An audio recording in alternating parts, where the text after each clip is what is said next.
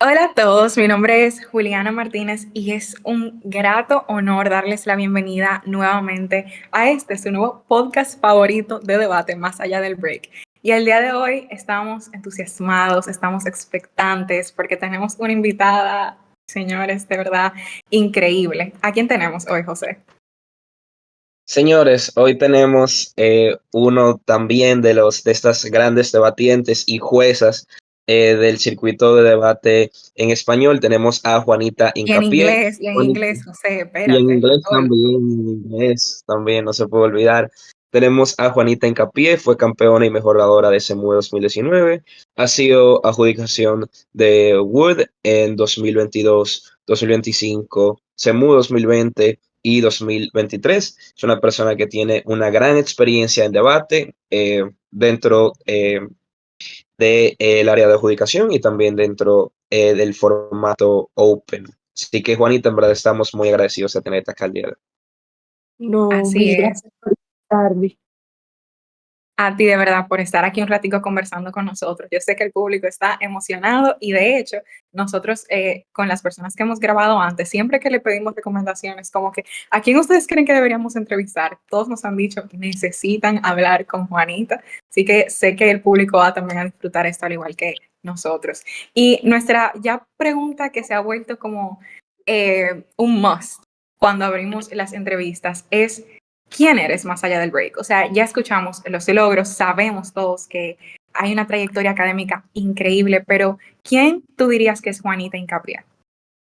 Mm, Pues esa es una pregunta muy difícil, ¿no? O sea, ¿quién soy? Digamos, en debate, yo más allá de mis logros, soy la mamá de mis niños. Eh, entreno a personas desde, pues incluso desde antes de retirarme, pero pues mucho más consistentemente desde el 2020. Entonces tengo niños regados por el mundo. Entonces soy mamá, eh, literalmente son mis hijos, ellos podrán atestiguar que son mis hijos, que los trato como tal, que los regaño como tal. Eh, ¿Qué más soy? Soy abogada, abogadísima, soy rosarista, súper rosarista, la más rosarista de las rosaristas. Todo el mundo dice que si me pudiera tatuar el logo de la universidad me lo tatuaría. Trabajo en la Universidad del Rosario. Llevo 10 años, bueno, ya para 11 años en el Rosario, lo que estudié en la carrera y lo que llevo trabajando en el Rosario. Entonces, más allá de la debatiente, yo soy rosarista. Eh, la universidad es mi vida. Quienes me conocen lo saben, para bien y para mal es mi vida y esa soy yo. Wow. No, qué bien, ¿verdad? O sea, es muy bonito escuchar esas palabras por parte de debatientes y personas juezas que se destacan mucho en el circuito, porque a veces por todo el tema del ambiente competitivo que se da en debate, casi no... hay muchas personas debatientes que tal vez lo ven ustedes en video, lo ven en recomendaciones, hablan, pero no los conocen bien. Así que en verdad es muy bonito saber eso de ti, Juanita. Y ya que estamos hablando de quién eres tú, nos encantaría saber cómo empezaste el debate. O sea, cuáles fueron esos first steps que te llevaron a estar donde estás ahora. A ver, a ver, esto probablemente hará que algunos tengan cringe, pero claro, yo hacía, en Colombia, debate competitivo no existe en el cole. Yo hacía modelos ONU cuando estaba en el cole y siempre mi profesor de sociales, que era el que me daba, el que me preparaba para los modelos ONU, me dijo, ya en la universidad tienes que dejar ir, esto ya te generó las habilidades que te iba a generar, ya te dio el conocimiento que te iba a generar, no sigas en la universidad. Y yo iba determinada a eso. Yo, pues en mi universidad hay modelos ONU, van al modelo de Harvard. Mi mejor amiga de la universidad estaba ahí, que se llama You Are Diplomats, y yo pues tenía la firme convicción de que pues modelos de Naciones Unidas no iba a ser más. O sea, fui criada desde que tenía 10 años para no querer más modelos de Naciones Unidas y mi mejor amigo en la universidad, que se llama Hernando, estaba en debate. Él entró en primer semestre y claro, cuando yo entré a la universidad fue SEMU de 2015, que fue en Bogotá, organizado por la universidad, y yo conocía por el cole a Daniel Cardona, que fue el que ganó, que era del Rosario. Y entonces mis amigos de la uni que estaban más arriba que yo, que eran de mi colegio, me decían como, ay, está SEMU de tal, ¿por qué no vamos y miramos? Y yo, qué locha, yo no voy a ir a eso. Pero mi mejor amigo de la universidad, sí en primer semestre, fue a ver qué era SEMUDE, qué era eso, conoció la sociedad de debate y él se inscribió a debate cuando estaba en primer semestre. En ese momento, entrar a la sociedad de debate en el Rosario era anualizado. Entonces, si yo no entraba en primer semestre, podía entrar en tercero. Pero la verdad es que cuando Hernando entró a debate, a mí me dio igual. O sea, yo sí sabía que Hernando iba, entrenaba, tal, él me contaba las cosas, pero a mí me daba muy igual. Pero se mudó 2016, fue en Córdoba. Y entonces Hernando, claro, fue a Europa, se hizo su Eurotrip, lo pasó genial, tal. Y cuando volvió me dijo, Fara, es que tenemos que viajar juntos. Y yo le dije, vale, me presento. Y así entré a debate, básicamente porque mi mejor amigo estaba en debate y porque él y yo para ese momento hacíamos todo juntos. Entonces yo entré a debate en 2016 en tercer semestre, o sea, empezando segundo año de universidad y pues ya lo demás es historia.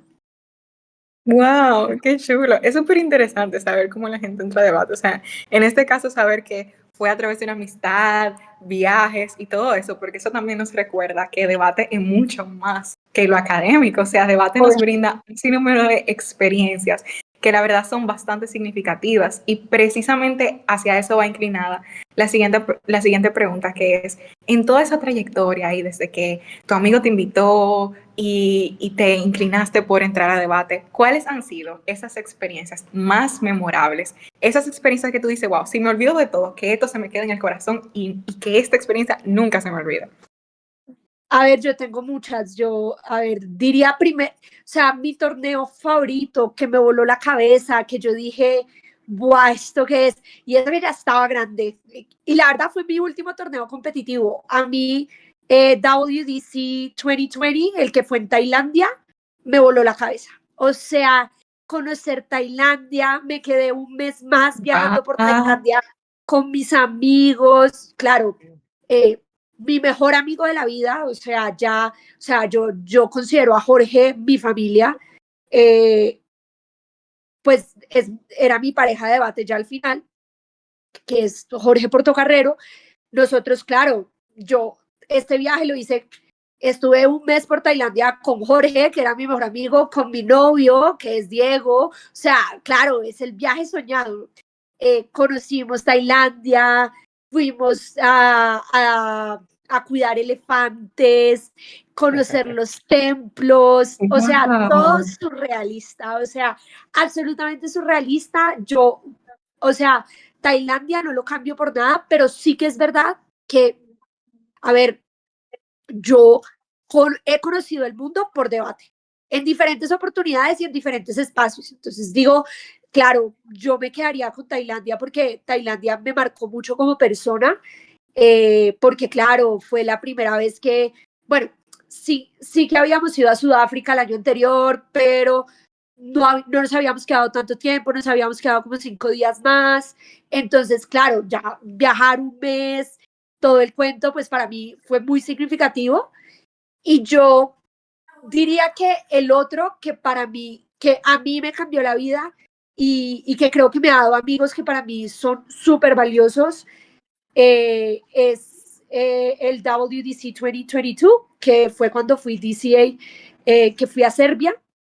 Ese era virtual, pero los equipos académicos sí que fuimos a Serbia para estar todos juntos. Entonces, claro, era pasar 24/7 con mi equipo de adjudicación, que eran personas, pues, claro, yo sí que había debatido en inglés, pero cuando yo debatía en inglés, yo igual estaba con mis amigos latinos. Yo no tenía muchos amigos del circuito anglo, como que no tenía muchos nexos con ellos y creo que he hecho amigos para toda la vida, en ese espacio.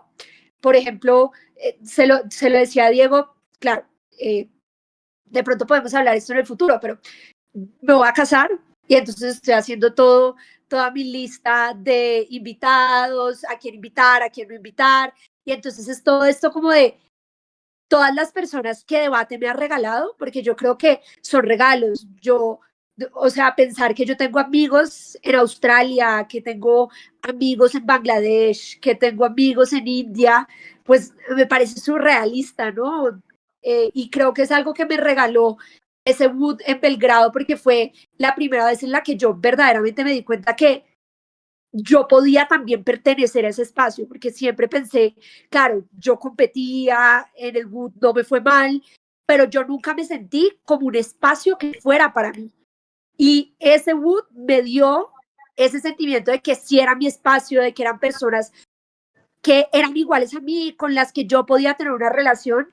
Y creo que lo agradezco mucho porque sí que me ha dado muchas otras oportunidades.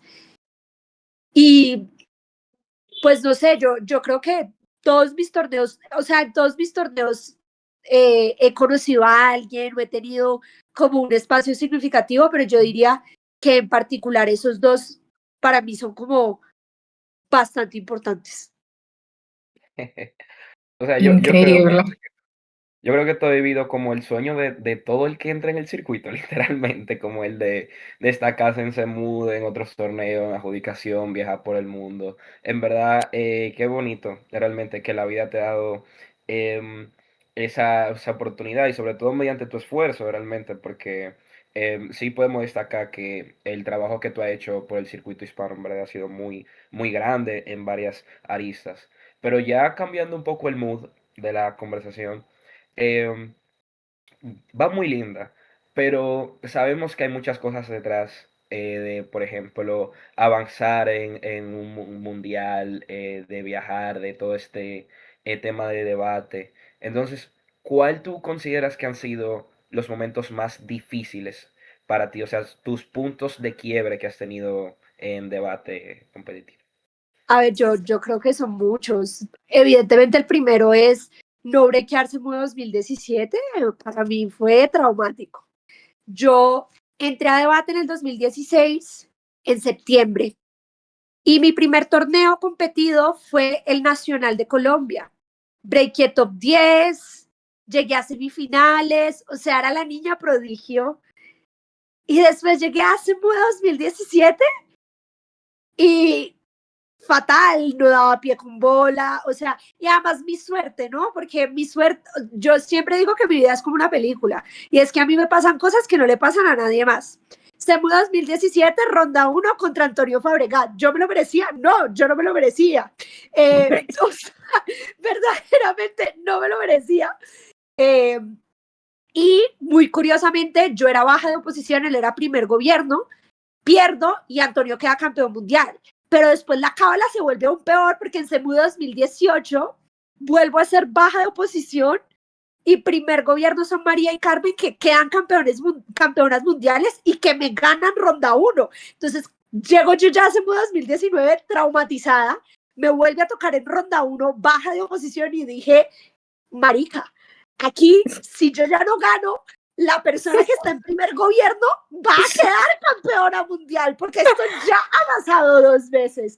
Pero total, más allá de eso, en CEMU 2017 sí que me dio muy duro no breakear, además porque es muy difícil cuando tú vienes de una sociedad de debate que está muy consolidada, porque todo el mundo sabe que tú eres Rosario, todo el mundo espera que tú rindas como rinde todo el mundo en el Rosario, y particularmente, pues claro, en CEMU 2016 el Rosario había llegado a semis, en CEMU 2017 llegamos a la final, entonces claro, esa presión de tú tienes que perform well porque eres parte de Rosario es muy difícil, y en particular para mí era muy difícil porque yo soy una niña que soy muy perfeccionista y que verdaderamente al principio debate me costaba porque uno tiene como marcos mentales muy claros y claro, yo era una niña ONU que tenía una forma de hablar particular, que creía que todo era retórica y hablar bonito, ni de coña.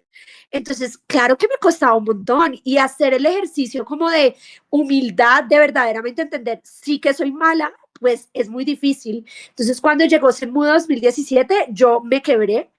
Cuando se acabó Semudo 2017, yo le dije a Diego que debate no era lo mío, que muchas gracias, pero que yo creo que se quedaba hasta ahí. Y bueno, después por muchas cosas me quedé y se empezaron a dar los resultados, pero claro, Semudo 2017 para mí fue muy difícil. ¿Qué otros momentos de dificultad he tenido? Para mí el Wood 2025 fue un reto gigante. Yo nunca me planteé ser jefa de adjudicación de un mundial.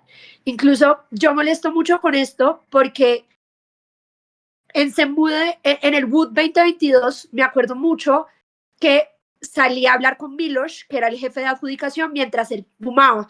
Y Milos me dijo, tú eres la que sigue, tienes que mantener el estándar del circuito y protegerlo. Y yo, mi perro, esto no va a pasar, o sea, estás muy loco, yo nunca haría esta mierda. Y yo estaba muy segura de esto. A mí en el Wood 2023, que es el que se celebra en Madrid, me ofrecen la jefatura de adjudicación y yo digo que no. En el Wood 2024, que es el que es en Vietnam, que estaban compitiendo contra Almaty, me vuelven a ofrecer la jefatura de adjudicación, yo vuelvo a decir que no, y yo estaba muy segura, tanto así que en el Wood 2023, que es en Madrid, me acuerdo mucho que el jefe de adjudicación de Vietnam, que los dos éramos equidad juntos, me dice, todo el mundo sabe que tú quieres ser jefa de adjudicación, y yo le dije, mi amigo, no hay nada más lejano de la realidad, yo no quiero, yo no tengo el tiempo, yo no tengo, o sea, yo creo que no estoy capacitada y no lo voy a hacer. Y pasó algo muy loco y es que yo había sido vicejefa de adjudicación con Hadar Goldberg y claro, Hadar me escribió y me dijo, mira, me están ofreciendo ser la jefa de adjudicación de un bid en Filipinas, porque inicialmente no era un bid en Panamá, sino era un bid en Filipinas y yo solo lo haría si tú lo haces conmigo. Y yo le dije, mi amiga, no. Y me dijo, por favor. Y entonces, claro, me empezó a hablar de por qué ella creía que yo la complementaba, tal. Y a mí me sorprendió mucho porque yo por primera vez dije, bueno, ¿y qué tal que sí? Le dije que sí, después de hablarlo con Milos, de hablarlo con Entin, de hablarlo con Diego, de hablarlo con Godos, tomé la decisión de decir que sí y después Hadar renuncia. Y me quedé sola yo como jefa de adjudicación de algo que yo no quería hacer, de algo que yo no me sentía preparada para hacer. Y yo decía, Wow. madre mía, a mí se me viene el mundo encima. Y sí que fue un torneo muy difícil por muchas razones. Obviamente a mí me dio muy duro tener que asumir el torneo sola, tener que asumir toda la responsabilidad del torneo sola. Pero en segundo lugar, claro, el torneo tuvo muchos problemas, en particular con las personas de África, por varios problemas que tuvimos con las visas, por un problema que tuvimos en el check-in de la ronda 1, y era muy pesado para mí porque yo era la que tenía que lidiar con todo. Y yo dormía 2 horas al día, mi mamá me escribía, yo no le contestaba, y ella le escribía a Diego para saber si yo estaba bien.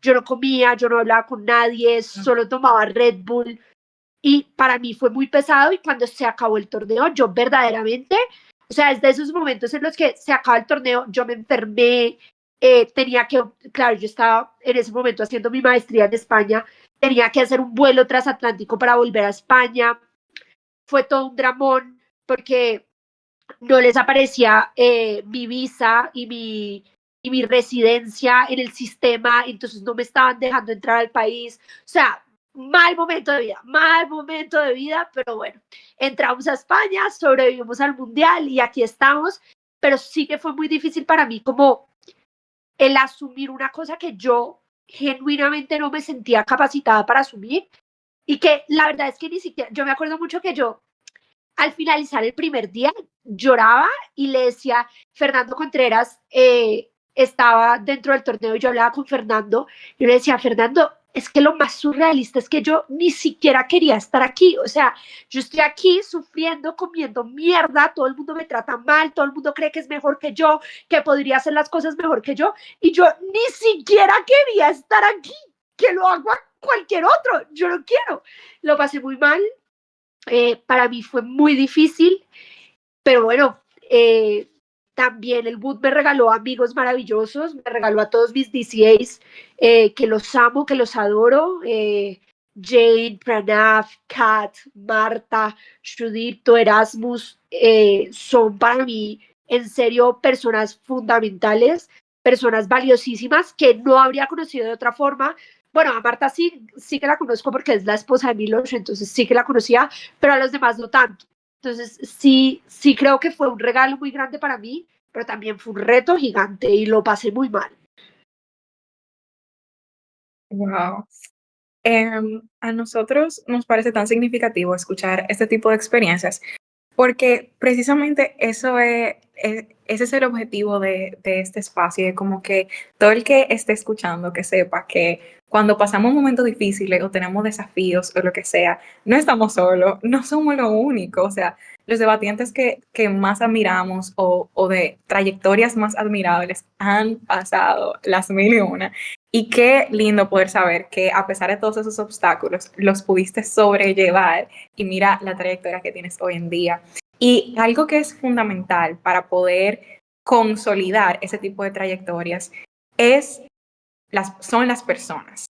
Y en ese sentido, normalmente cuando entramos en debate, siempre hay alguien que admiramos, alguien que decimos como que, wow, yo quisiera debatir como esta persona o yo quisiera también lograr eso. Cuando tú iniciaste un debate, ¿quién era esa persona que tú admirabas? Y en el transcurso de tu desarrollo, ¿quiénes han sido esas personas que han sido como tus mayores ejemplos? A ver, obviamente esto va a sonar muy cheesy, pero cuando yo llegué, Diego era el mejor de la sociedad, ¿no? Y Diego destruía a todo el mundo y se burlaba destruyéndote, o sea, él se regodeaba y si te hacía llorar le parecía mejor. Diego, obviamente, creo que sobre todo en términos de disciplina y en términos de yo, yo tengo una noción de debate que es una noción muy de devolver lo que se me ha dado, y yo creo que eso lo aprendí de Diego. Diego no solo era el mejor debatiente del Rosario en su momento, Diego era el que nos enseñaba a todos, era el que coordinaba académicamente la sociedad. O sea, Diego sí era el mejor, sí, todos éramos su competencia, pero Diego a todos nos enseñaba y su prioridad era esa. Entonces yo creo que eso, claro, ha marcado mucho mi forma de entender debate. Obviamente, pues sería una mentira decir que mi, como mi modelo a seguir no eran Antonio y Javier, obvio que eran Antonio y Javier.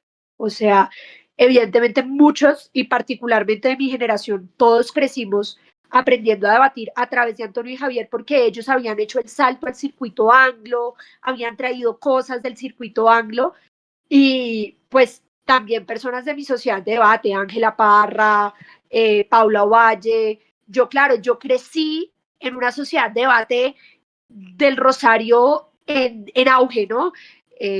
Rodeada de subcampeones mundiales, rodeada de campeones mundiales, que todos me nutrieron, pero que todos eran mis iguales, que eran mis amigos, con los que podía hablar, con los que sí me sentía nerviosa podía hablar. Daniel Orobio es otra persona que de pronto en el circuito en general no es tan conocida, pero Daniel es subcampeón nacional, llegó a la final de Presemudo 2017, o sea, es una persona que para mí era muy importante y es uno de mis amigos del alma.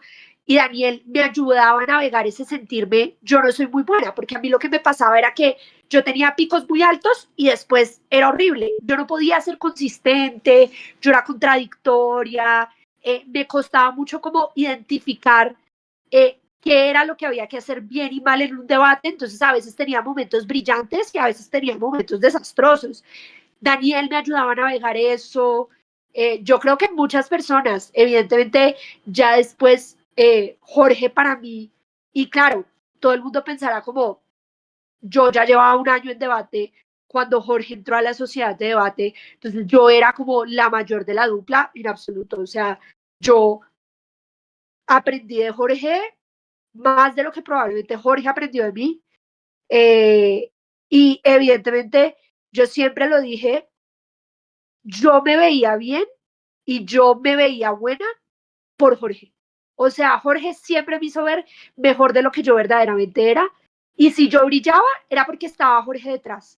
Entonces, sí, de pronto no es una persona que tú digas como, yo crecí viendo a Jorge, pero yo no habría sido sin Jorge.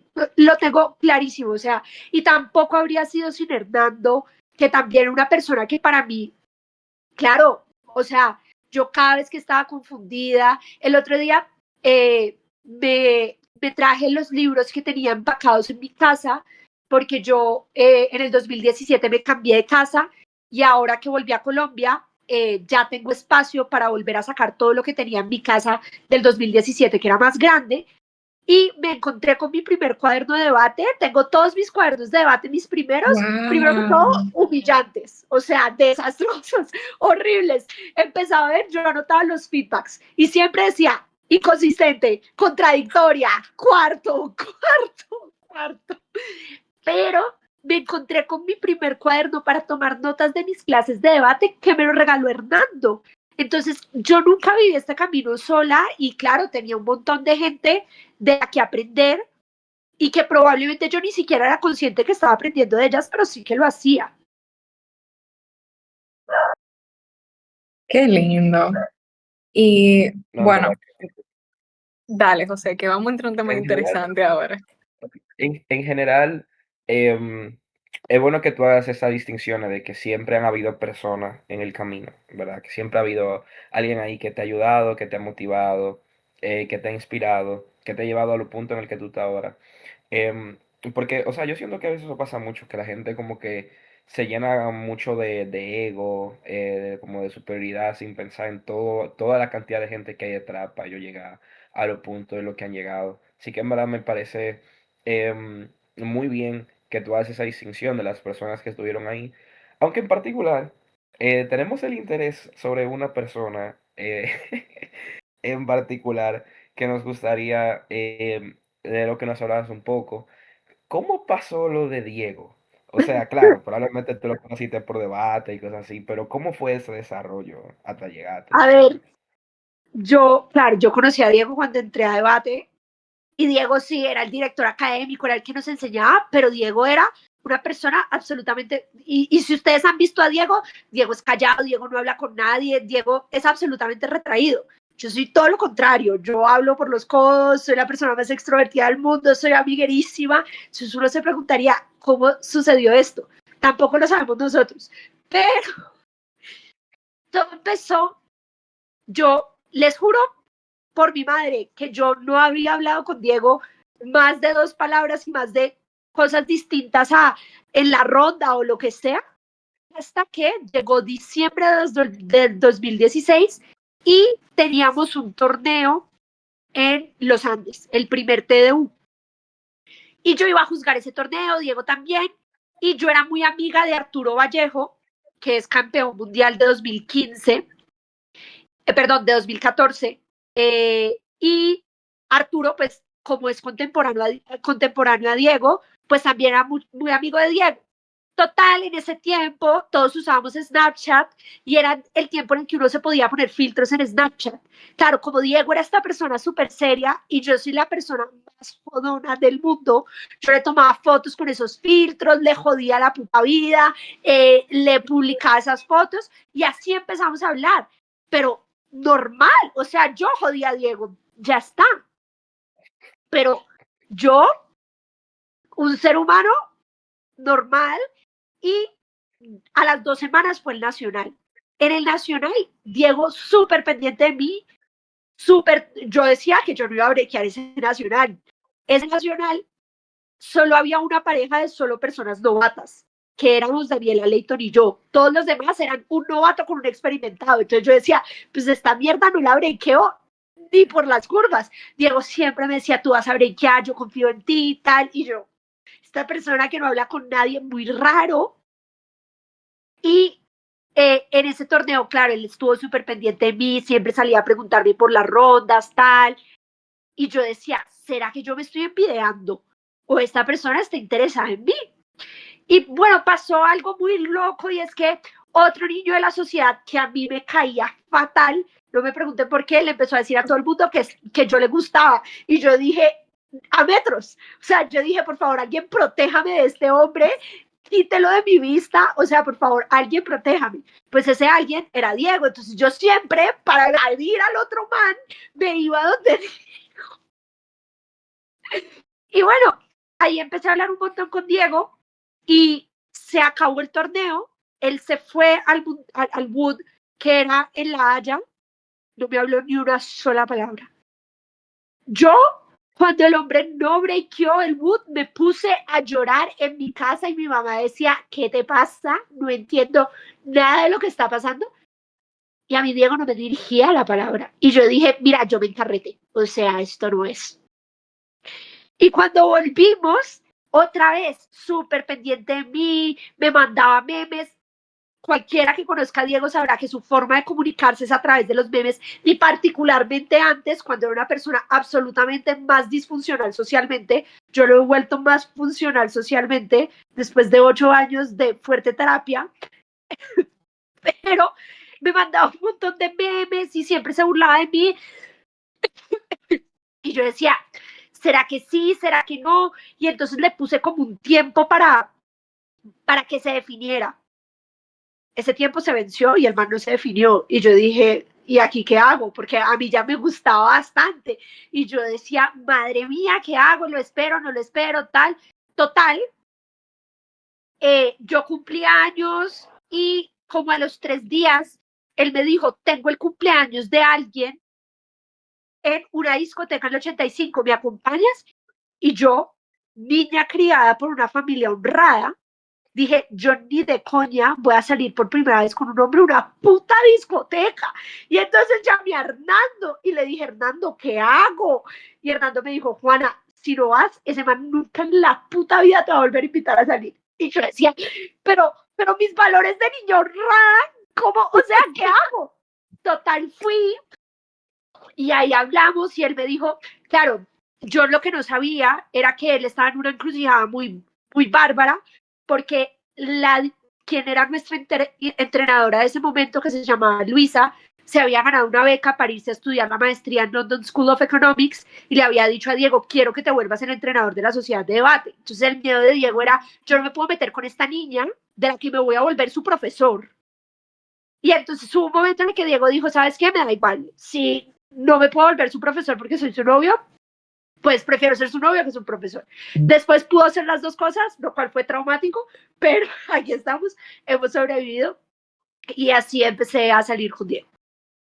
Qué lindo, ¿verdad? Wow, qué lindo. No, de verdad que sí. O sea, en todos los sentidos. Yo no pensé, o sea, por alguna razón, yo no pensaba que iba a tener como, o sea, yo pensé como que iba a ser como que, nos conocimos en debate y hablamos ya. Pero mira, en verdad que qué No, interesante. fueron como 6 meses, fue de enero y empezamos a salir en abril. Fueron 4 meses de tremenda indecisión, yo no sabía, él tampoco sabía, era un ir y venir. Un día que me escribió de la nada a las 11 de la noche, Juanita, tú eres una persona paciente, como que se lo iba a esperar, y yo le respondí, no. Wow. Y qué lindo que Bueno, ya, o sea, se van a casar. No, no, Wow, que de verdad, qué interesante. Bueno, nadie sabe aquí, público que están viendo esto. Pueden conocer a su futuro esposo o esposa en debate, no pierdan la sí, esperanza. Aquí tenemos un sí. testimonio de eso. así es. Y a raíz de, tú sabes, como ve la cantidad de cosas que tú has vivido, porque veo, o sea, gran parte de tu vida en un sentido académico, personal, ha sido mucho de debate. Entonces, a fin de conocimiento sobre todo, porque, ¿sabes qué piensa el público? Muy probablemente quienes vayan a encariñarse más con esta clase de iniciativas como el podcast, sean los que están iniciando en debate, los que están viendo los videos de finales que dicen, wow, esta persona es excelente, que el algoritmo se lo pongan recomendado y que todavía tengo un poco confundido. Entonces, ¿cuál sería como, o sea, particularmente de tu parte, las lecciones más importantes que tú crees que hayas aprendido en debate? Y, pero sobre todo sectorizado para lo que viene, para esas duplas, para esa nueva generación que ya como viene por allá. O sea, en general, pero más de ti. ¿Cuáles han sido esas mayores como lecciones que te ha dado debate? Yo lo primero que diría, y esto siempre lo digo, yo creo que las personas que me hayan escuchado en el pasado ya estarán cansadas de esto. Yo siempre digo, yo soy una persona muy creyente, soy muy religiosa y yo creo firmemente en la misericordia. Y yo creo que uno tiene que aprender a ser misericordioso con uno mismo. Debate es un espacio absolutamente hostil. Uno es hostil consigo mismo, los demás son hostiles contigo, todo el mundo te va a decir que estás haciendo mal. Es muy difícil que la gente te diga que estás haciendo algo bien. La mayoría de las veces, incluso si lo piensan, no te lo dicen. Y ya después de mucho luchar, ya después de muchos resultados, es que la gente te empieza a decir, lo estás haciendo bien. Y eso requiere que uno aprenda a ser misericordioso con sus dificultades, a abrazarse en la derrota, en los fallos y aprender que uno es más que eso. Y yo creo que es muy difícil hacerlo, pero yo creo que es muy valioso hacerlo. Yo particularmente creo que no hay un espacio que me haya hecho encontrarme con, eh, digamos que con la derrota y con, no sé cómo se dice esto en español, se me acaba de borrar de la cabeza, pero con el failure en mi Los vida fracasos. como debate, Okay. sí, con el fracaso tanto como debate y aprender a quererme, a valorarme y a sentirme valiosa incluso ahí, creo que es algo que es muy importante y que hay que saberlo hacer. Eh, yo, o sea, yo voy a ser muy sincera, evidentemente mi tiempo como competidora fue un tiempo difícil. Yo soy una persona muy nerviosa, así no lo parezca, y vomitaba todos los días antes de torneo, no comía durante todo el día, me daba muy duro y yo tuve que aprender a ser misericordiosa conmigo misma porque nadie más lo iba a hacer. Entonces, esa es la primera. Yo creo que hay que aprender a ser misericordioso con uno mismo. Además, porque si no, no tiene sentido. O sea, si te vas a quedar en debate para pasarla mal, pues no te quedes, hermano. Vete a tu casa y ya está. O sea, hay mil otras formas de crecer, hay mil otras formas de aprender, pero ¿por qué vas a ser tan masoquista si no vas a tener una relación sana con la competencia? Lo segundo es, nadie, les prometo, nadie se acuerda de cuándo perdiste, de cuántas rondas, de cuántos speaks, de que quedaste en el top de oradores. Nadie se acuerda. A nadie le importa. Nadie se está fijando en ti tanto como tú piensas. Es lo primero que les diría. O sea, esa es una lección. O sea, les da igual. Y ya está, o sea, nadie está ahí como mirando cuando Juanita se cae, cuando a Juanita le va mal, no funciona así. Eh, y yo creo que esa es la segunda lección. Y yo creo que la tercera lección es, yo particularmente, y en esto he sido criada por las personas que me entrenaron, pero es algo que he afirmado con el tiempo, es ganar no vale la pena por ganar, ganar vale la pena por cómo ganaste, por ganar limpio, por ganar justo, por ganar esforzándote. Entonces, importa mucho más el camino que el resultado. Cuando yo gané ese pude, sí, obviamente, yo no voy a negar, la verga, es la verga, te sientes el rey del mundo, pero a los 15 minutos se acabó, pero tenía a Jorge Andrés, que es mi familia. Tenía a mis amigos, a los que nunca traicioné por ganar una ronda, a los que nunca traté mal por ganar una ronda, de los que nunca hablé mal. Y eso para mí es más importante que haber ganado. Yo prefiero perder con mis amigos que ganar sola. Entonces yo creo que eso también, o sea, nada, nada justifica no valorar a las personas que te rodean, no ser agradecido con las personas que no te rodean, que te rodean, y no honrar el cariño, el apoyo y la compañía que te han dado quienes te rodean. Evidentemente, no sé, evidentemente uno puede ganar siendo un mal parido, diciendo que el otro no probó nada. Yo prefiero ganar diciendo, incluso si probaste, yo voy a ganar.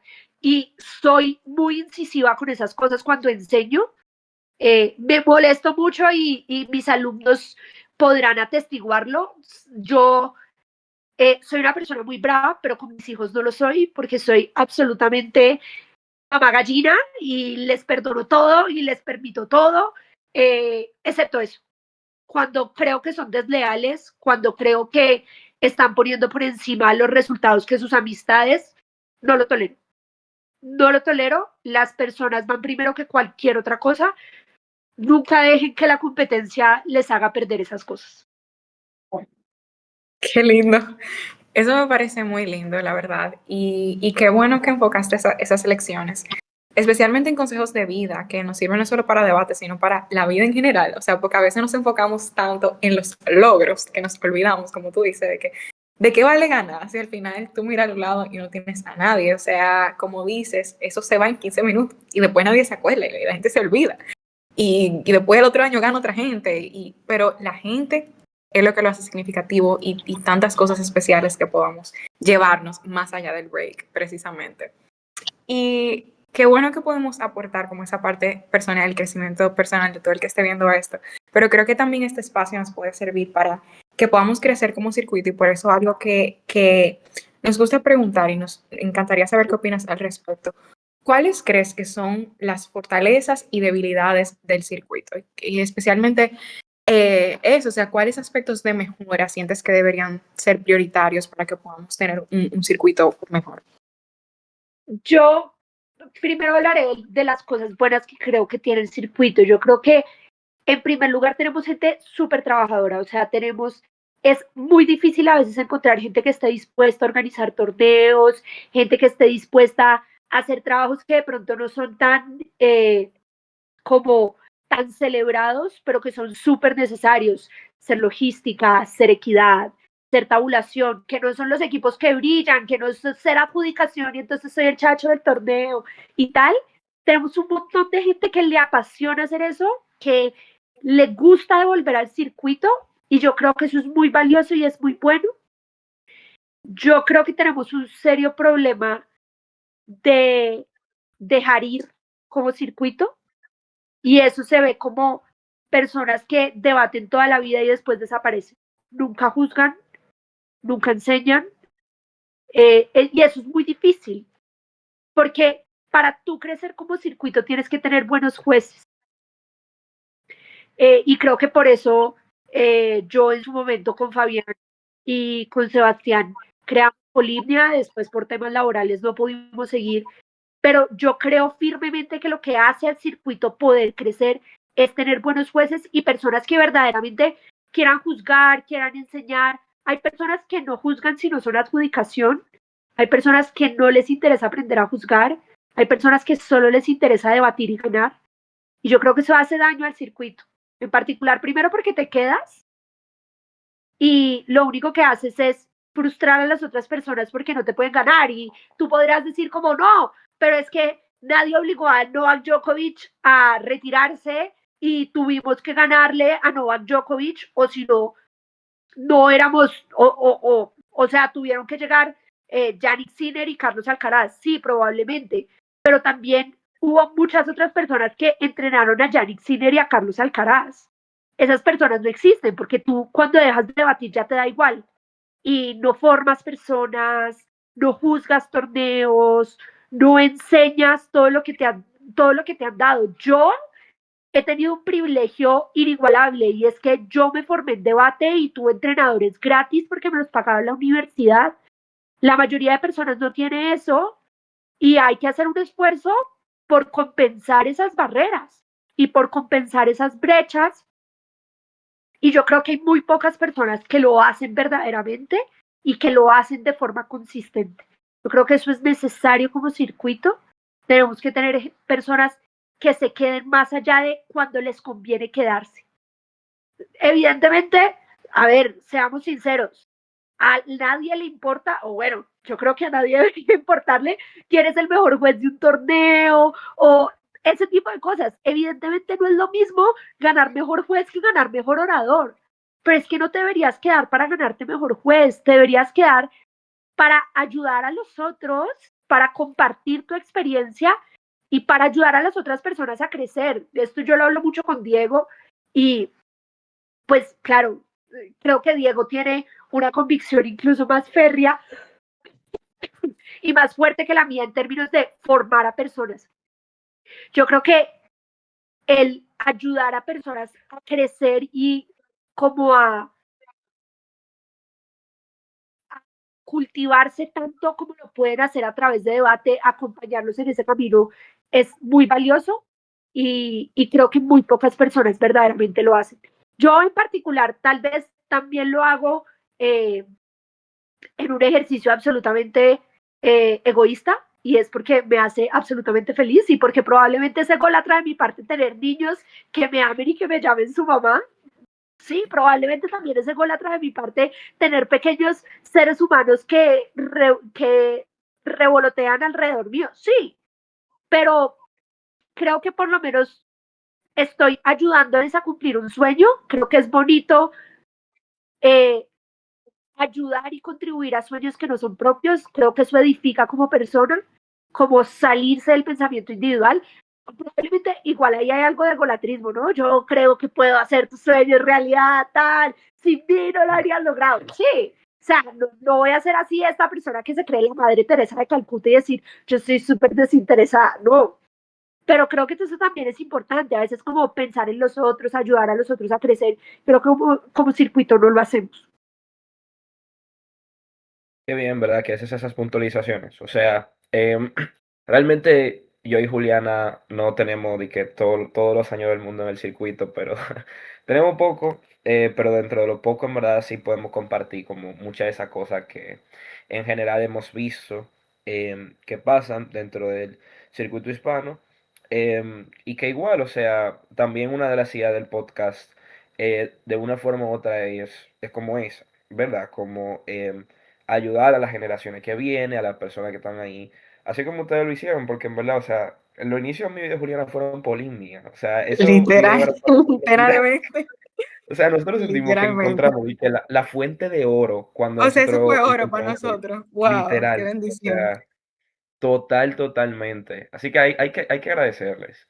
Y hablando de generaciones, em, una pregunta que tenemos es en proporción a, que esta pregunta sí tal vez puede ser un poco técnica, pero en comparación a esos perfiles de esos debatientes de antes de pandemia, que tienden a ser como, bueno, no voy a mencionar nombres, pero que son también debatientes como altos de ese circuito del circuito de ese tiempo, que son ultra competitivos y demás. Y los que sobre todo vienen después de pandemia, o sea, que llegan a las finales de Semude, que uno siempre lo ve en torneo. ¿Cómo tú crees que se ha dado el desarrollo entre generaciones? O sea, ¿tú sientes que la generación de ahora es más fuerte? ¿Tú sientes que no hay mucha diferencia? Que en comparación a las generaciones que están ahora, tal vez ya el debate ha cambiado mucho como para hacer esa comparativa. O sea, entre las dos generaciones, ¿cómo tú lo verías? A ver, yo sí creo, y de pronto es la respuesta tibia, yo creo que debate sí que ha cambiado mucho, pero yo hay particularidades que sí resalto, y es que evidentemente si tú paras a Antonio Fabregat el día de hoy a debatir contra alguien que sea consistente, probablemente esa persona consistente le va a ganar a Antonio, pero porque Antonio no debate hace 25 años, no porque verdaderamente ahora seamos mejores de lo que éramos en el pasado.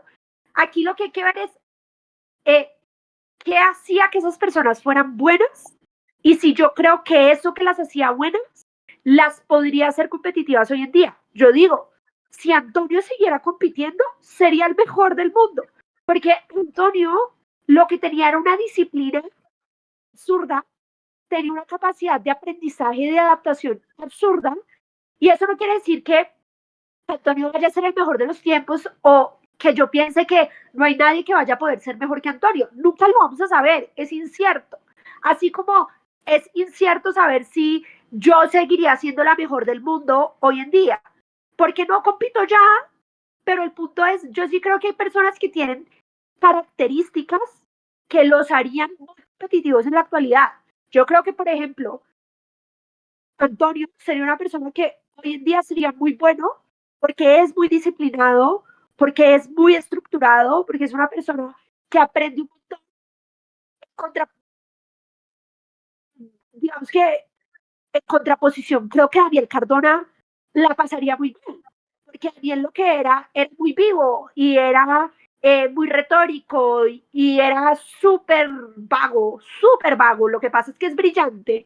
Entonces, ese tipo de personas hoy en día ya no les alcanza en el circuito porque es un circuito mucho más técnico, es un circuito que te requiere tener mucho más conocimiento específico, que te requiere tener como muchas más tecnicidades. Entonces, no es que Antonio sea mejor que Daniel, es que tenían habilidades distintas que eran premiadas de manera distinta en el circuito.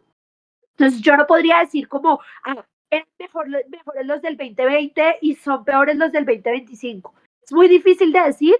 Creo que en particular hay personas que debatían en el 2020 que si lo hubiesen seguido haciendo serían un dolor de cabeza, o sea, estoy absolutamente segura. Creo, y siempre se lo he dicho a Diego, Diego es un debatiente que habría sido demoledor en esta época. O sea, demoledor. Diego es brillante, es estructurado, es disciplinado, es ordenado y debatió en una época en la que se premiaba más la retórica, en la que más se premiaba la viveza, la trampa. Y obviamente Diego no es así.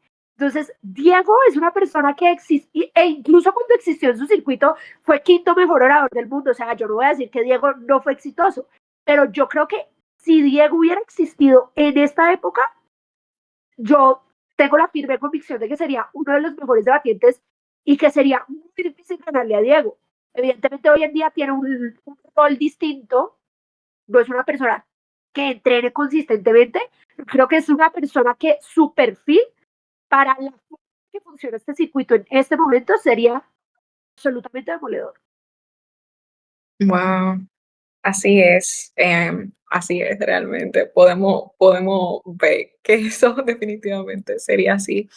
Y yo creo que en el circuito hispano, definitivamente, bueno, ya hemos mencionado algunos debatientes durísimos, ahora mismo estamos hablando de Diego, y tanta gente súper top. Y yo creo que algo que también quisiéramos como que romper un poquito y democratizar como cómo acceder a esa otra parte, es el circuito anglo. O sea, tú que ya tienes una larga trayectoria en eso, para los que tal vez estén viendo esto, que les gustaría pues adentrarse, a nosotros personalmente en algún punto también nos gustaría, ¿cómo rayos? O sea, ¿cómo se dan esos primeros pasos? O sea, ¿cómo lo hiciste tú y cómo recomiendas hacerlo hoy en día?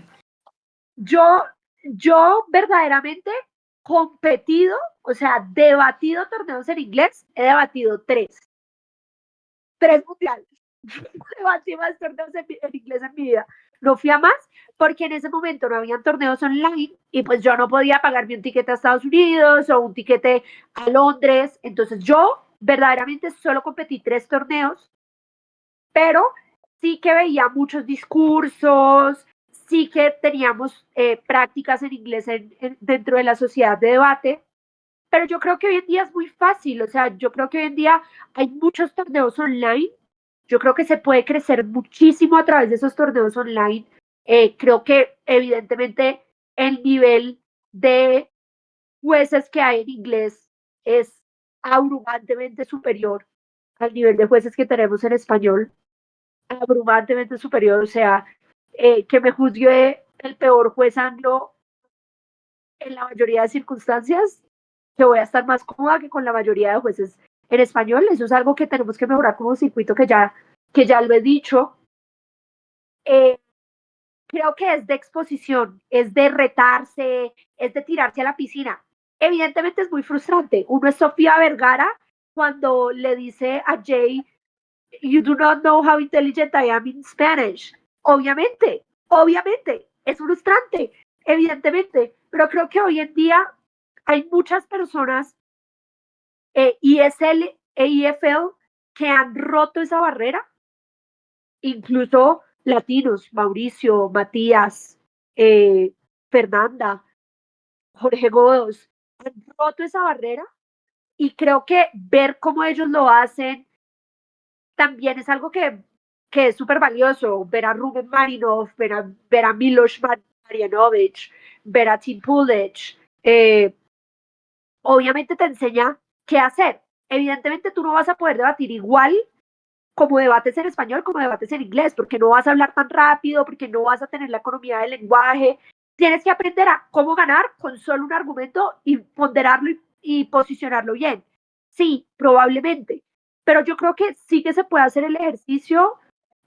Sí que hoy en día el circuito anglo es mucho más accesible para el circuito latino y eso es algo que también a mí me parece muy triste, que estamos en una época en la que es mucho más fácil entrar al circuito anglo y muy pocas personas se, se dan esa tarea.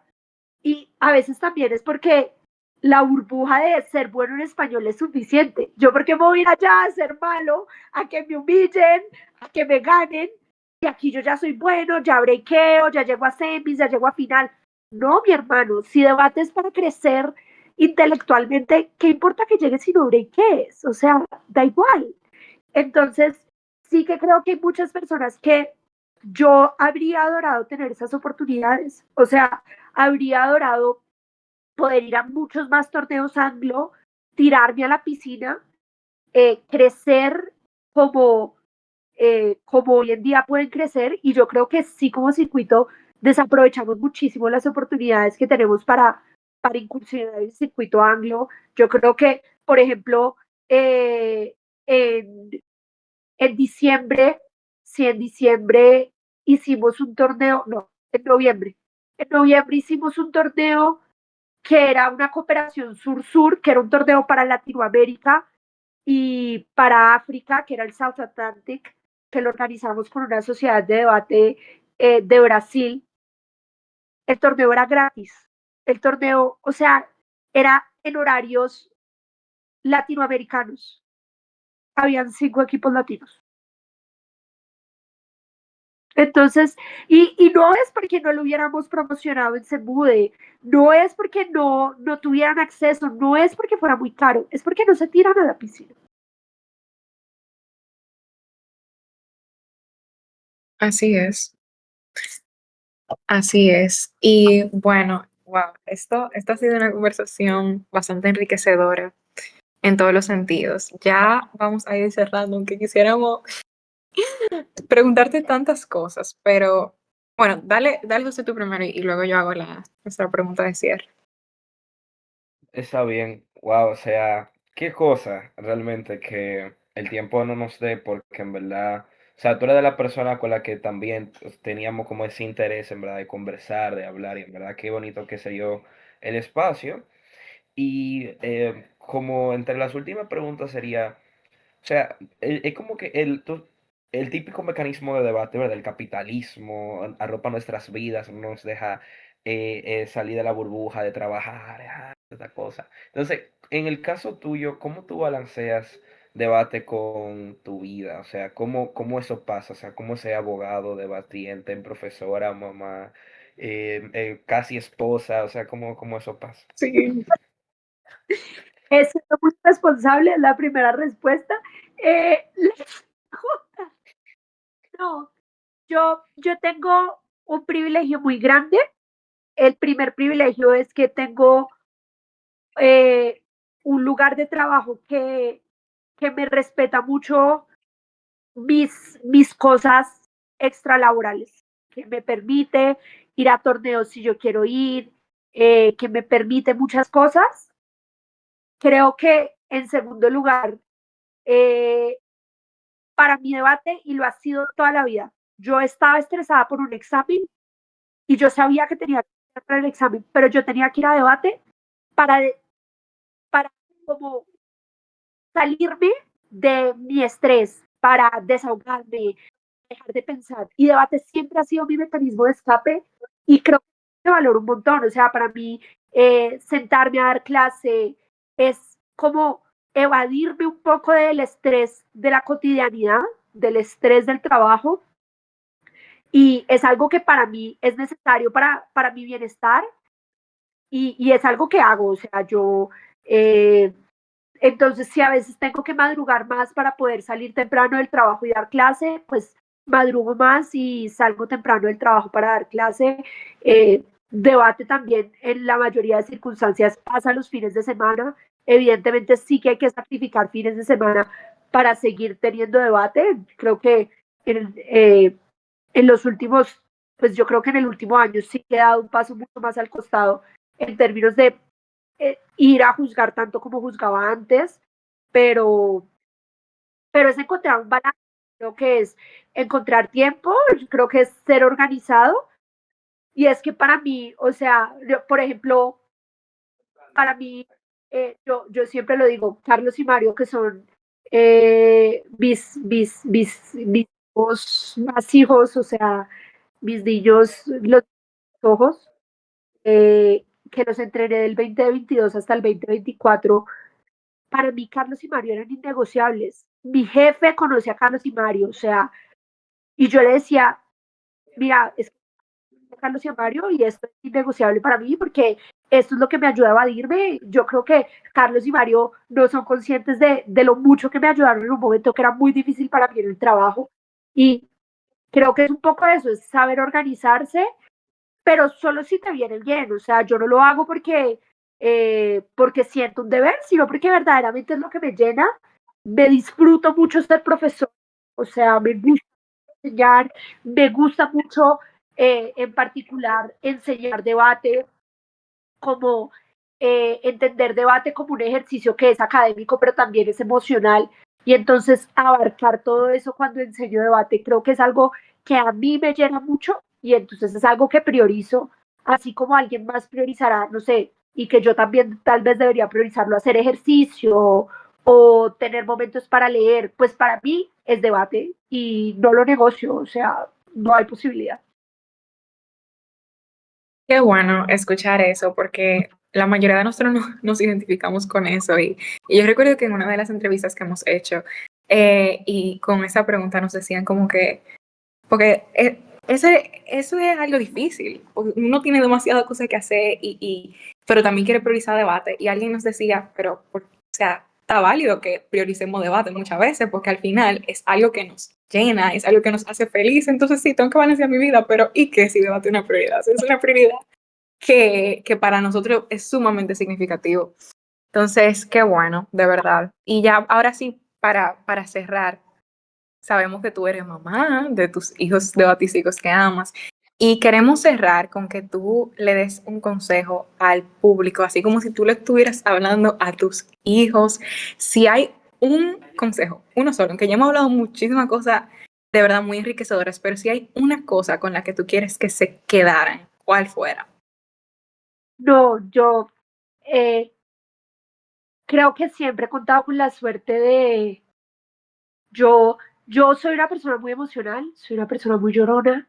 Eh, Creo que siempre he sido muy clara con ellos de que los quiero, o sea, y se los he dicho toda la vida.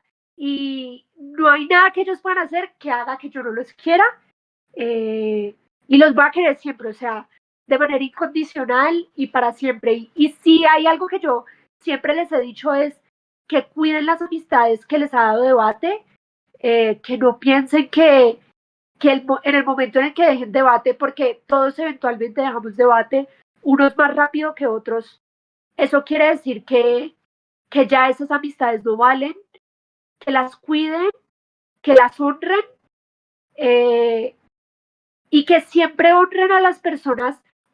Yo siempre digo eh, que yo he logrado lo que he logrado por la gente que hay detrás mío, por Diego, que me enseñó todo lo que sé, por Luisa, que construyó una sociedad de debate, por la Universidad del Rosario, que me pagó todos mis torneos, que me pagó un entrenador, por todas las personas que hicieron que la sociedad de debate fuera un lugar eh, que, que me permitiera explotar mi máximo potencial. Hay que honrar a esa gente, hay que ser agradecida con esa gente. Yo siempre les digo eso, o sea, que no se olviden quién hay detrás y que yo siempre les digo que esa ilusión de que el mérito es individual es una mentira. Uno es por la gente que lo rodea y tiene que saber ser agradecido con eso. Siempre se los digo, siempre se los hago ver y siempre les hago ver que si debate sigue teniendo sentido para mí es por ellos, o sea, para siempre. Qué lindo. Siempre es importante ese recordatorio y lo hemos enfatizado varias veces, que me encanta a través de este episodio, que es como que hay mucho más allá del break. Y para mí la gente igual es como lo más importante. O sea, por ejemplo, yo siempre digo que José, o sea, yo amo debate, pero yo no pudiera como que dimensionar qué tan significativo debate fuera para mí sin José. O sea, es como que es la gente al final que hace que realmente sea como así de meaningful. Y gracias por dejarnos con esa esencia, con esos consejos tan adaptados a lo que estamos tratando de proyectar en este tipo de espacios. Gracias por tu tiempo, de verdad. Sabemos, o sea, de hecho, hay un torneo que tú eres algo este finde, que nosotros lo vamos a debatir también, o sea, que estamos, ya hay que dormir, ya es tardecito. Pero así que gracias en medio de todo eso por sacar tiempito para nosotros, de verdad. Y ustedes que han visto esta entrevista hasta el final, esperamos que la hayan disfrutado, sabemos que sí, y esperamos que no se queden simplemente algo que escucharon, sino que puedan atesorar estas lecciones que Juanita ha compartido con nosotros. Déjenos en los comentarios a quién más quisieran conocer más allá del break, qué pregunta nos faltó, tal vez para Juanita, algo más que quisieran conocer y después una parte 2 tal vez lo consigamos. Y nada, nos vemos en un próximo episodio. Bye bye.